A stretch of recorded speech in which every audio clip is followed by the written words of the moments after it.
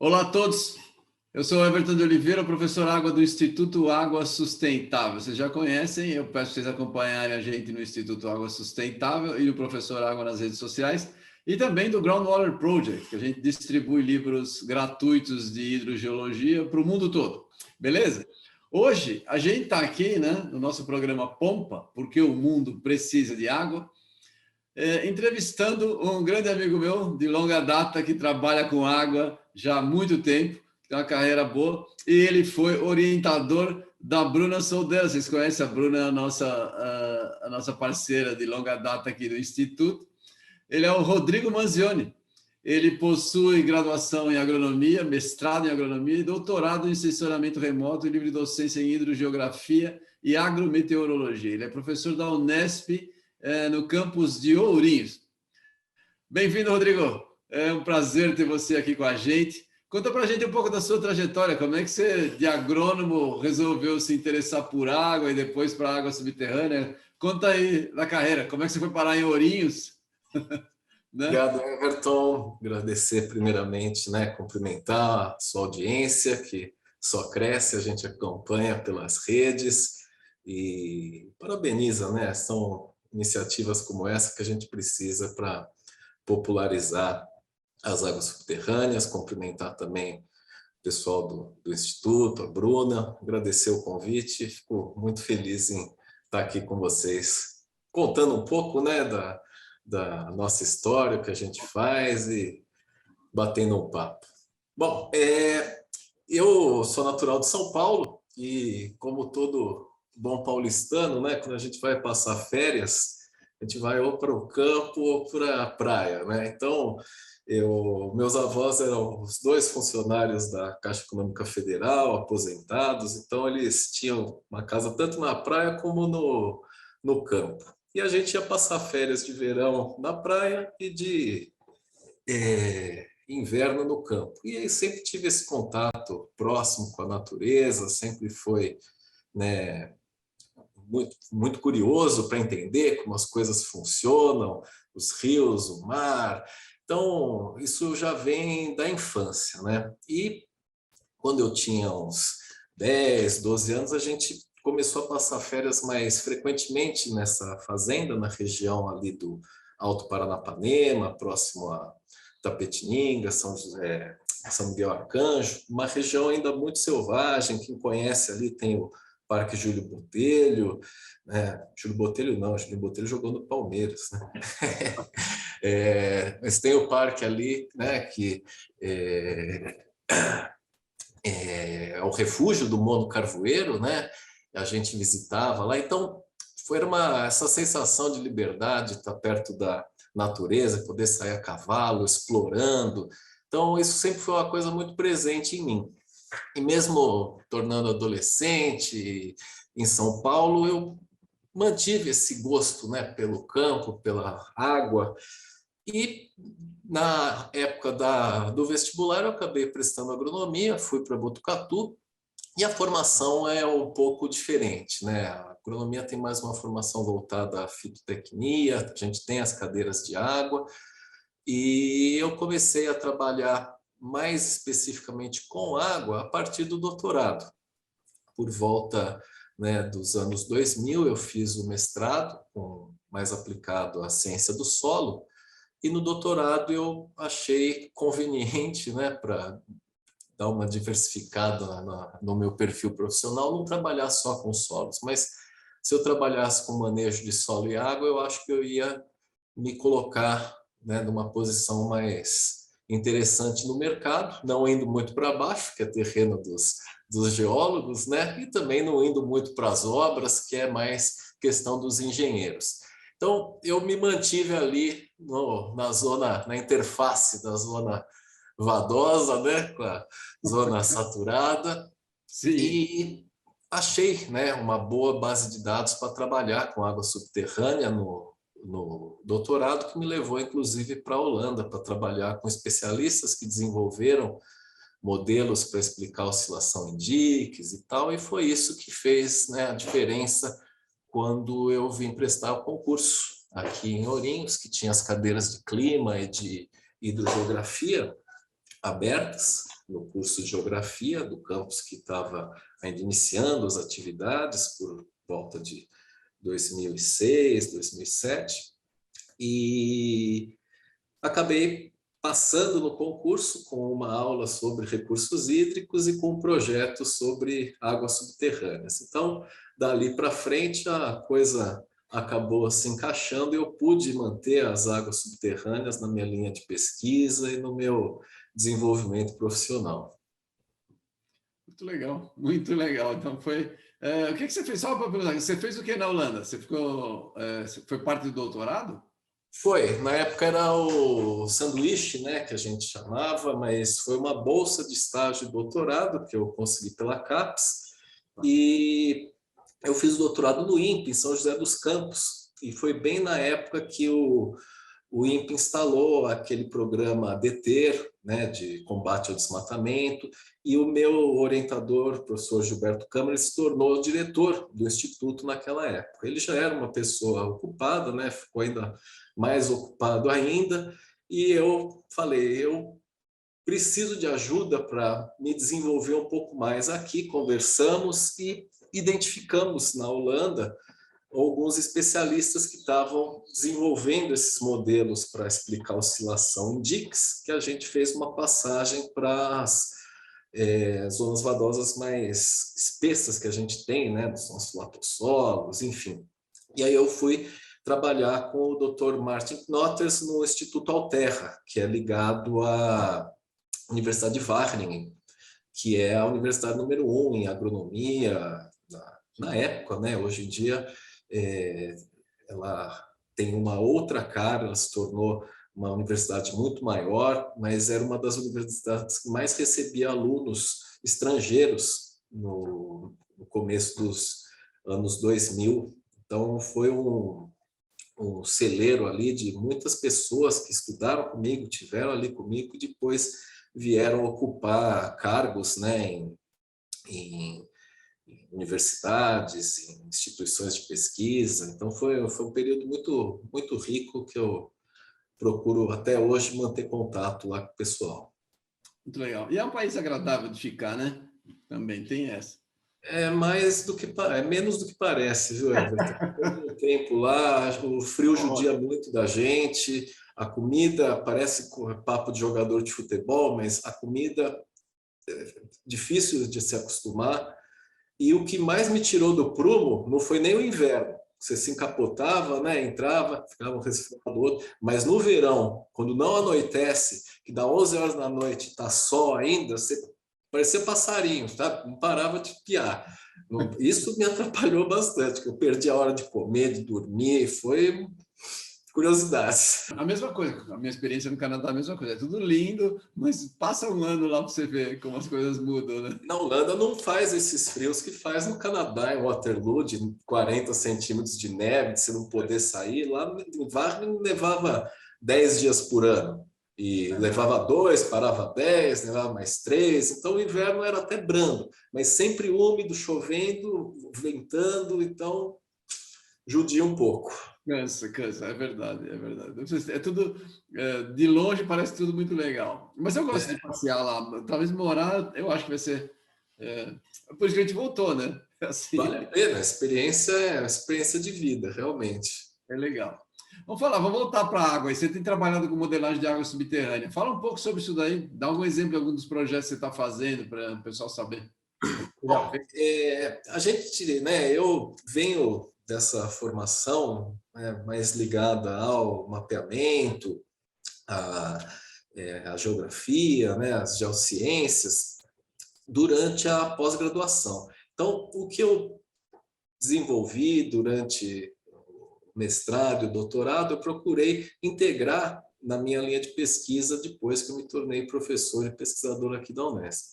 Então, o que a gente tenta fazer é aliar o espaço e o tempo. O espaço, né, a partir de redes de monitoramento de água subterrânea ou outros tipos de estações que forneçam esses dados sobre o ciclo hidrológico, e ao longo do tempo, porque elas são coleções de dados. Então, integrar essas duas dimensões, a dimensão espacial, a dimensão temporal no modelo, ainda é um desafio, né? Porque a gente tem o espaço variando em todas as direções e o tempo, até onde a gente sabe, só vai numa direção, né? Que é para frente.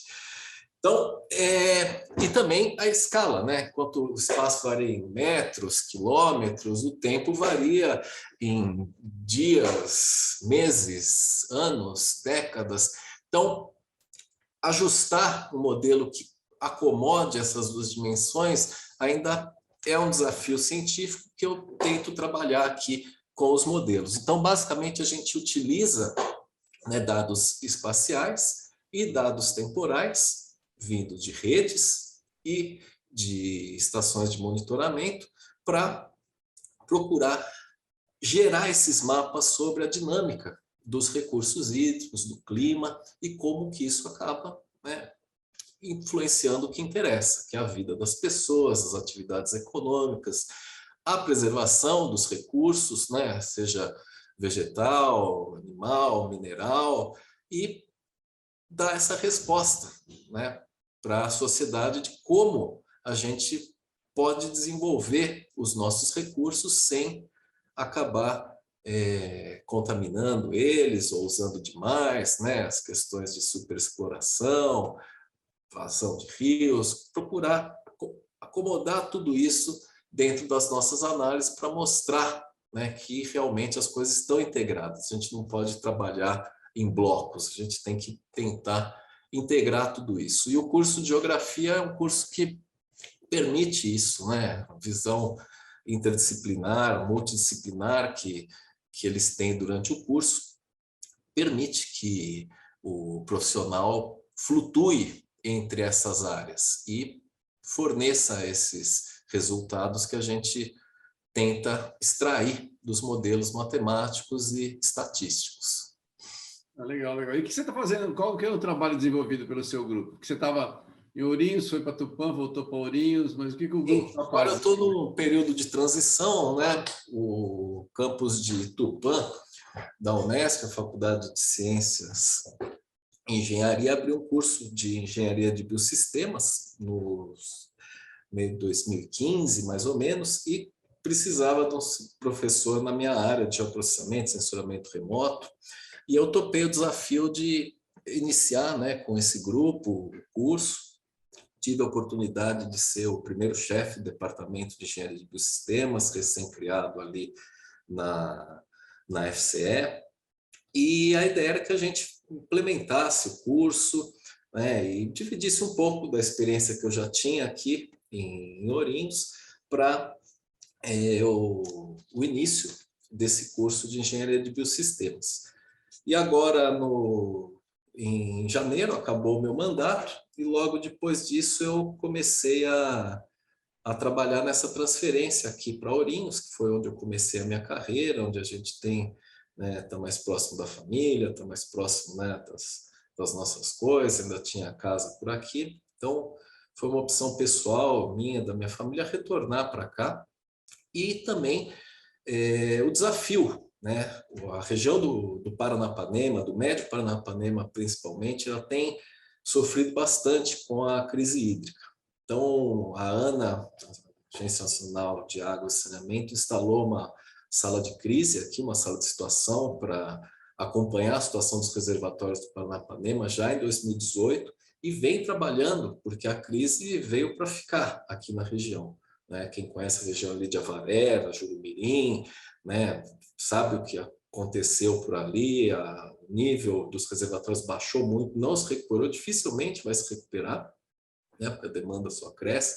Então, tem muita coisa acontecendo com os parceiros do Comitê Federal do Paranapanema, que foi criado em 2015, também eu participei desse processo, junto com o pessoal aqui de São Paulo, né, mencionar a Soraya e toda a equipe, o pessoal do Paraná, né, seu xará Everton, ex-presidente também da ABAS, né, falo o nome dos dois, mas as equipes, né, são pessoas que representam bem as equipes e toda essa integração que está acontecendo. a região aqui está fervendo, então essa que é a grande verdade, né? Então é um terreno rico para a gente fazer essa ponte entre a parte técnica, que é a nossa formação principal, né, como pesquisadores e cientistas, com a parte prática, que é o pessoal que está ali na lida mesmo. Então, é desafiador e excitante, né, para o profissional poder estar no meio de um burburinho como esse. Então, eu estou bem animado para retomar aqui as atividades em Ourinhos. Muito legal, muito legal. Então, conta para a gente, você trabalha com geoinformação. O que é geoinformação? Como é que ela pode ajudar os recursos hídricos, especialmente em relação ao monitoramento, gestão? Pois é, a geoinformação é justamente essa questão dos dados, né, possuírem localização, né? O dado espacial, né, ele é especial. Ele tem uma componente diferente dos outros dados, que é a coordenada, né? Então, Sim. não basta a gente saber como as coisas acontecem e por que elas acontecem. A gente precisa saber onde elas acontecem, né? E a gente tem um probleminha com as nossas redes, né? Eu gosto de usar isso, mandar um abraço para o Ricardo Irato, ele sempre fala, né, que o poço, ele enxerga muito bem o que acontece lá, mas como eu, hoje não, que eu estou de lente, né, mas o poço é míope, ele só enxerga de perto. E aí como que a gente vai fazer, né, uma modelagem extensa, numa área maior? A gente precisa de outros dados complementares que auxiliem o dado do poço a fornecer essas informações para a gente, ou mesmo, né, usar uma rede de poços, que não são tão disponíveis como a gente gostaria, porém é o que a gente tem. Então a gente tem que fazer o almoço com os ingredientes que estão disponíveis, né? E talvez comprar uma cesta maior para ir no mercado da próxima vez, mas aí a gente precisa trabalhar para, né, conseguir pagar a conta.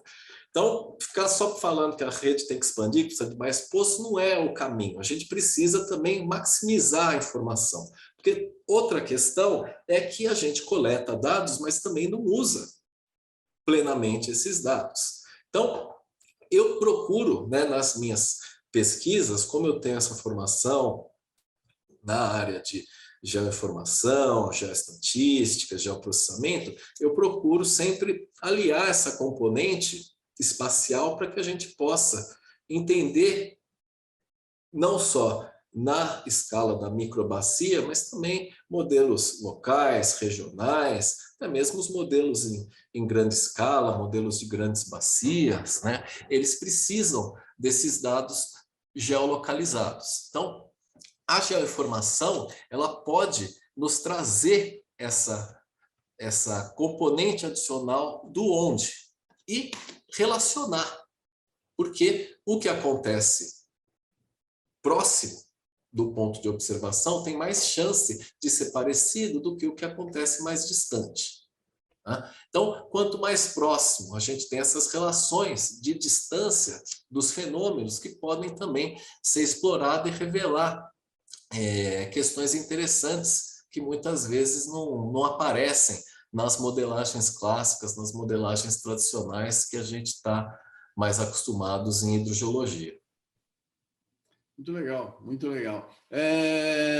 Você é autor do livro, você fez um livro, né? O livro Águas Subterrâneas, Conceitos e Aplicações sob uma Visão Multidisciplinar.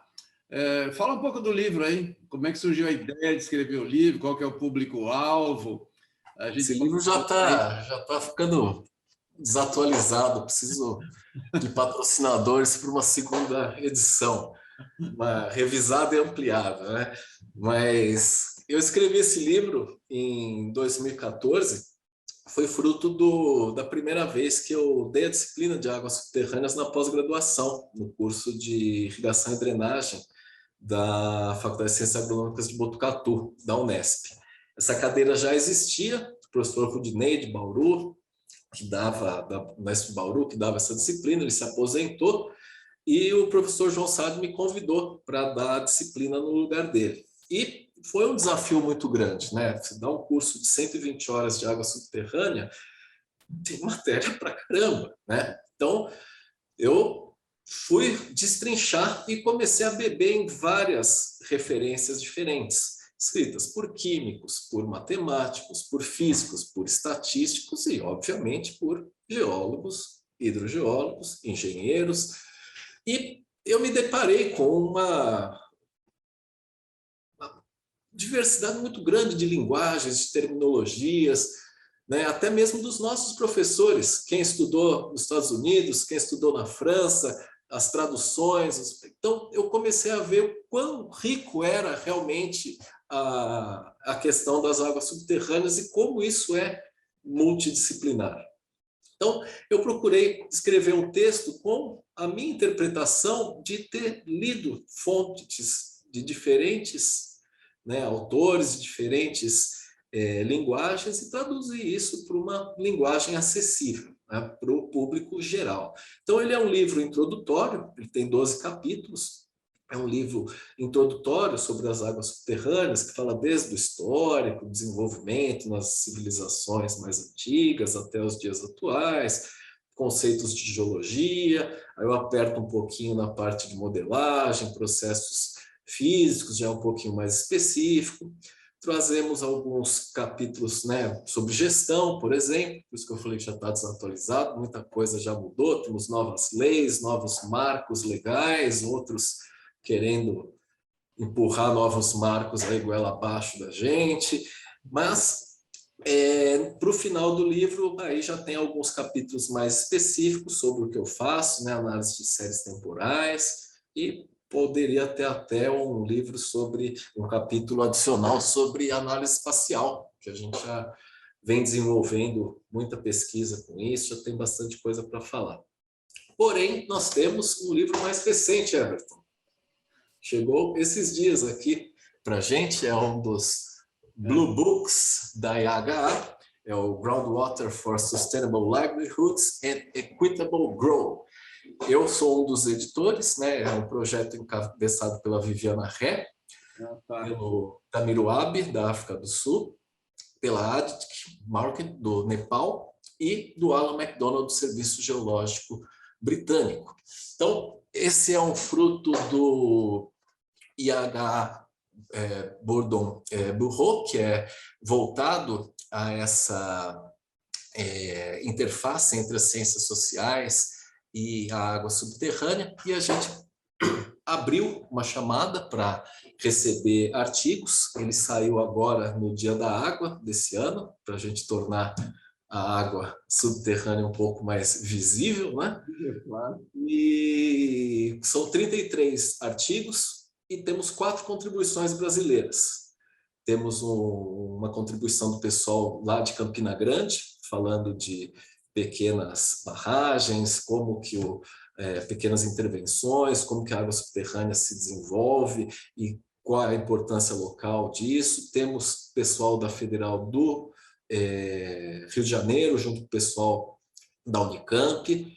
Temos um capítulo do pessoal da Federal do Mato Grosso do Sul, também muito interessante, e um capítulo do pessoal do IPH, Instituto de Pesquisas Hidráulicas, lá do Rio Grande do Sul. Então, a gente conseguiu Nordeste, Centro-Oeste, Sul, Sudeste, não tivemos nenhuma contribuição da região Norte, mas conseguimos cobrir, né, 4 cantos do Brasil, dos 5 corners que a gente tem.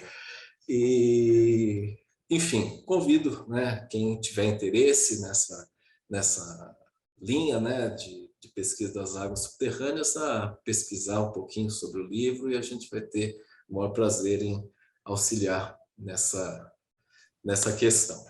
Legal, a gente deixa o link aí sabe, quem estiver vendo vai ter um link abaixo para vocês darem uma olhada, é só olhar lá embaixo, vocês vão poder clicar para olhar e saber onde está o livro e conhecer mais. Quanto que custa esse livro aí? É muito caro? Boa pergunta, viu? Eu acho que custa mais de 100 euros. Você ganhou, né? Você ganhou o livro, então você não sabe. Depois de tanto trabalho, a gente ganha uma cópia para mostrar para os amigos. É isso que serve, né? E o seu livro? Eu já vi que eu não tenho PDF, viu, gente? Você tem que... PDF não me mandaram. Mas eu tenho o contato dos autores, se vocês quiserem depois pedir os manuscritos pessoalmente para Quem eles. sabe, né? Quem sabe, é uma boa ideia, é verdade. O teu livro ainda está à venda, o Conceitos e Aplicações?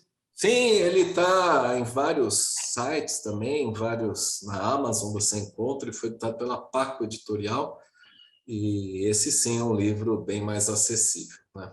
Apesar de ser um livro com mais de 400, quase 400 páginas, ele é um livro mais acessível mesmo para o público geral. Esses Blue Books da EH realmente são muito caros, e inclusive esse aqui é o 30º e provavelmente o último. Então a gente teve o privilégio, né, mandar um abraço para o Nick Robbins, que nos auxiliou nesse processo, mas provavelmente é o último dos Blue Books da EHA, porque, quem não sabe, né, a Associação Internacional dos Hidrogeólogos, que a gente trabalha, o Everton é o presidente do nosso capítulo brasileiro, mas os livros, né, acho que só os mais antigos realmente que ainda gostam de um livro físico, né, eles não estão mais tão populares como antigamente, né, então eles estão descontinuando, a gente está passando por um período de transição nessas questões. Se você tiver interesse em publicar o seu livro eletronicamente, a gente pode distribuir. A gente tem um canal enorme aí é só você conversar com a gente pode fazer. Inclusive, eu tenho um livro junto com o Instituto Água Sustentável da minha livre docência, onde justamente a gente publicou, é verdade. auxiliar essa... Também está o link aqui embaixo, vocês podem olhar. Mas se você quiser colocar esse livro aí, esse é um livro interessante para a gente distribuir, porque pessoal, só para que o pessoal saiba, autor não ganha dinheiro com livro, né? O pessoal faz livro para ganhar dinheiro. Paulo Coelho deve ganhar, viu, Everton? Exato. Alguns poucos sim, né? Mas livro técnico científico, a chance de ganhar dinheiro é né? Então, se quiser, fala com a gente aí. A gente, claro, vai ter um prazer em ajudar a divulgar o teu trabalho. Muito legal. Com certeza, obrigado. Vamos lá, vamos falar de crise hídrica. Cada vez a gente, o que acontecia esporadicamente, agora virou... Para ficar. Né? Exatamente, acontece a toda hora, né? Mas pouco se fala de crise com água subterrânea. Por quê? Dá para a gente mudar isso? Como é que a gente consegue tornar a água subterrânea visível, né? Pois é, né? Mais do que a gente faz, né? A gente tem institutos dedicados, a gente se encontra, a gente... O que mais a gente precisa fazer, né? Essa é uma pergunta que reverbera aqui na minha cabeça e acho que se eu tivesse a resposta, eu não estaria aqui conversando hoje com você, Everton. Eu estava sentado em outra cadeira, né, fazendo outras questões aí com os governadores, né, com os ministros, porque realmente essa divulgação científica, ela precisa ser melhorada. É uma meia-culpa nossa, né, da academia, dos pesquisadores, dos professores, que a gente se preocupa muito em publicar em periódicos específicos e muitas vezes a gente esquece de divulgar o nosso trabalho. E aí depois a gente tem que aguentar, né? CPI perguntando, né? Gente que nunca passou nem perto do portão da universidade perguntando o que se faz dentro da universidade, né? Então, a gente passa por essas pelo que a gente mesmo cria. Se a sociedade tivesse uma visão melhor do que a universidade faz, do papel que ela representa, a gente não teria visto esses últimos episódios, né, de negacionismo científico, né, desprezo, cortes de verbas, né, não só a nível federal, a nível estadual, isso também rolou solto nos últimos anos. Então, a gente precisa melhorar a forma com que a gente comunica o que a gente faz, né? E essa revolução das redes sociais, ela tirou a gente do nosso conforto, né? A IAH ainda faz o bom e velho boletim. A Abas fazia também, né? Já não faz mais. Já não faz mais porque não é um formato, né, que vai atingir a todo mundo. Como que isso vai penetrando, né? Dentro das universidades, a gente tem um processo acontecendo que é a curricularização da extensão. Então, todas as disciplinas têm que ter pelo menos 10% da sua carga horária voltada à extensão.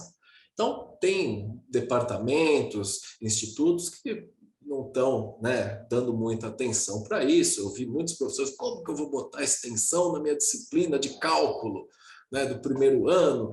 Então, cada um tem que achar uma maneira de mostrar como isso, como a sua disciplina, como que os cursos, né, abastecem a sociedade de informações, de tecnologia, de reflexões, para que a gente avance. Então, essa é uma iniciativa, né, não foi da Unesp, isso é uma lei, né, que foi demandada para as universidades, as públicas estão capitaneando isso, a USP, a Unesp, a Unicamp, e a ideia é que a gente realmente saia da nossa zona de conforto, né, da pesquisa, análise de dado, artiguinho, e comece a dar mais, bote a cara mais para fora da toca mesmo. E isso vai forçar os pesquisadores e os professores a divulgar mais. Então, é uma semente que já está brotando e promete frutos, né? Em alguns, num futuro próximo, eu espero. Essa seria uma maneira, né? Eu acho uma boa informação essa daí, é bem interessante que as pessoas têm que trabalhar. Na verdade, a gente montou um Instituto Água Sustentável por uma causa de trabalhar com a água como um bem renovável, né? Porque é finito, e também por divulgação científica, porque a gente tem uma dificuldade muito grande, nós da área técnica, de chegar no público. Mas a gente só conversa entre outros cientistas, né? A gente não fala com o público. Então, a ideia é falar isso. Então, vamos lá, como é que você que está então, com esse problema agora na tua frente aí, como que você pensa em levar o tema da água subterrânea para além dos especialistas? Qual a sua opinião da gente tentar trabalhar isso com escola, para crianças? Tem alguma sugestão, alguma ideia? Sim, por exemplo, esse ano a gente teve outra questão, né? Aproveitando as perguntas passadas, essas estão integradas, né? A gente também está saindo de uma pandemia, né? As escolas estavam fechadas, a gente não podia fazer visita, a gente teve um dia da água agora voltado para a água, né? O mote foi esse, tornando o invisível visível. Só que a gente não pôde desenvolver isso plenamente, né? A gente, o que eu estava brincando, né, Everton? O que mais que a gente precisa fazer? A gente trouxe o Congresso Mundial de Água Subterrânea para o Brasil. E não teve. E não teve, né? Para quem não está vendo o programa pela primeira vez, ou não acompanha, não sabe, né? A gente, né, trabalhou para trazer esse congresso para o Brasil e você foi lá na Coreia para fazer uma apresentação, é eu bem estava isso? na Coreia, apresentei lá, não foi uma Isso. negociação fácil, eu tinha mais dinheiro na mesa do que a gente estava oferecendo, e a gente, né, o Everton que capitaneou, que negociou com o pessoal e trouxemos o congresso, mas vamos ter uma oportunidade, né, na semana que vem com o Congresso de Águas Subterrâneas, mas eu acho que a gente tem que continuar fazendo a nossa parte, Sim. né, com o Instituto, com congressos, com eventos, o encontro, né, dos perfuradores de poços. Isso é uma prática que a gente já faz dentro da Abas há muitos anos, que é muito boa, né, botar o pessoal para conversar. Divulgação, material, eu acho que o caminho é esse. A gente precisa de mais gente trabalhando né, com essa massa crítica de águas subterrâneas, mais jovens trabalhando.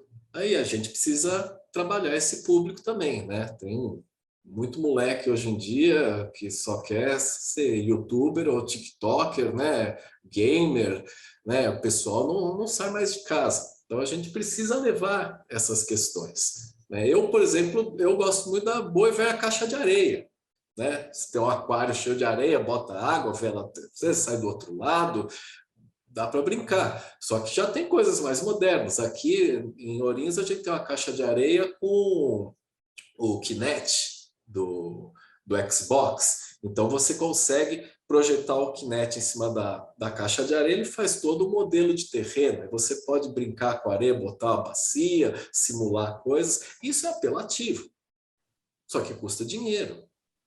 Claro. Né? E aí, as universidades estavam descapitalizadas. As federais, nem se fala, né? Com cortes nos...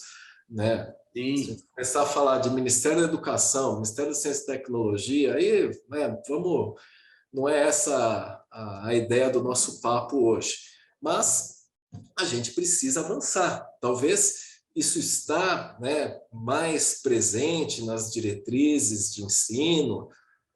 A coisa com a água não tende a melhorar muito, né? A tendência é a torneira ir secando, secando, e a gente vai ter que se virar. Então, o tema vai estar presente. Ele precisa ser colocado, né, de uma maneira transversal, para a criança ir entendendo isso, e muito visual. A gente precisa treinar muito essas questões visuais. Ontem eu estava vendo, né, foi inaugurada uma exposição virtual do Van Gogh no Rio de Janeiro, e estavam entrevistando as crianças. Elas falaram, é muito mais legal ver o quadro se mexendo do que ficar olhando para um negócio parado na, na parede. E realmente, né, você vê a amendoeira lá abrindo, as flores, a coisa linda. Claro que é muito mais legal. E a primeira coisa que eu lembrei foi do meu slide parado ali, morto, né? Não tem graça nenhuma. Você tem que trazer vídeos, tem que trazer, né, outras questões. Isso falando para um público que, teoricamente, está interessado no que você está falando. Né? Imagina na escola, que cada um tem um interesse. Então, a gente precisa continuar fazendo a nossa parte e estar com a antena ligada para incorporar rapidamente essas novidades, né? Porque elas estão acontecendo muito rápido. Se a gente não tiver ligado e acompanhar rápido, a gente fica para trás. É verdade, é verdade. E a gente perde. Esse é um problema interessante. A gente deixa de passar informação, mesmo para as pessoas interessadas. Muitas vezes as informações chegam de forma um pouco desconexas ou incompletas. Em água, a água é um tema tão vasto, né? Tão vasto. E a gente vê, por exemplo, a água subterrânea fica fora. Mas não só isso. Dentro de água, grande parte de saneamento a gente não tem nas escolas, a gente não tem um monte de coisa. Então, eu imagino que o nosso trabalho, que a gente está fazendo pelo Instituto Água Sustentável, é criar o awareness, né? A conscientização das pessoas para pensar no assunto. E aí, a minha esposa sempre fala assim, se não pinta dúvida, você não faz nada, né? Porque nem dúvida você tem, né? Então, você tem que pensar, como é que isso aqui acontece? Aí sim, que é o que move a nossa ciência, é dúvidas. Tem uma pergunta, né? Vamos responder. Então, as pessoas têm que ter perguntas para elas poderem procurar as respostas, senão não anda, não anda. Mas o caminho é esse. Ser inquieto também, né? Eu poderia ficar aqui, né? O salário está caindo na conta, se vierem me procurar, bater na minha porta, que batam, mas a gente também precisa ser um pouco mais inquieto e fazer algo a mais. Tem uma reunião em outra cidade, aqui do comitê, é longe, mas, sabe, forçar. É que nem visitar aquele parente, gostando daquela tia, nunca vou visitar ela. Se você não força, você não vai. Então, a gente tem que, às vezes, fazer um pouquinho mais para botar a cara, participar, chegar nas reuniões do comitê, ver que, poxa, esse cara da Unesp não desiste, né? Ele vai vir aqui, ele vai pedir a palavra, ele vai falar de água subterrânea. Mas é assim, né? É assim, a gente, né? Se a gente não trabalhar por aquilo que a gente acredita, vem os incompetentes e vão nos representar, não tenho dúvida. Não tem vácuo, é bem isso, né? Alguém ocupa. É por aí o caminho, concordo com você. Ô, Rodrigo, o nosso tempo está chegando no final, o papo está muito bom. Eu gostaria que você fizesse as suas considerações finais aí. Parabéns pelo seu trabalho, eu te acompanho já há um tempão, você está fazendo um trabalho muito legal. Você é um dos responsáveis por ter trazido a Bruna para a gente aí, né? Que foi instruída aí no teu grupo, ou seja, tem muita gente boa saindo do teu time aí, pela amostra que a gente vê das pessoas trabalhando. Por favor, faça suas considerações finais. Parabéns pelo seu trabalho. Eu que Eu que agradeço, obrigado pelas palavras. E eu acho que é isso, Everton. A gente, aqui na universidade, a gente tem essa responsabilidade, né, de desenvolver os pilares, né, da ensino, pesquisa e extensão.